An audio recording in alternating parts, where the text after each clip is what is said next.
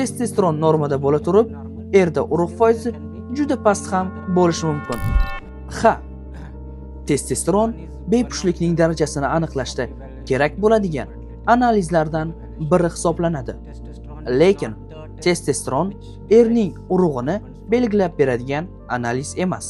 Testosteron normada bo'la turib, erda urug' foizi juda past ham bo'lishi mumkin. Yoki testosteron normada bo'lib, erkakning bepushtligiga boshqa ko'p sabablar bo'lishi mumkin. Shuning uchun normadagi testosteron erkakda pushtini normada ekanligini ko'rsatib bermaydi. Va aksincha, past ko'rsatkichdagi testosteron bepushtlikning aniq sababi bo'lavermaydi. Bepushtlikning sababi boshqa bo'lishi mumkin. Buni umumiy jihatdan baholash kerak. Bizga ba'zi bemorlar "Doktor, meni testosteronim normada" deb analiz bilan keladi.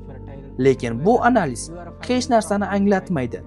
Faqatgina bitta analiz bilan xulosa qilinmaydi. Muammoni aniqlash uchun reproduktologga murojaat qilish yaxshiroq bo'ladi.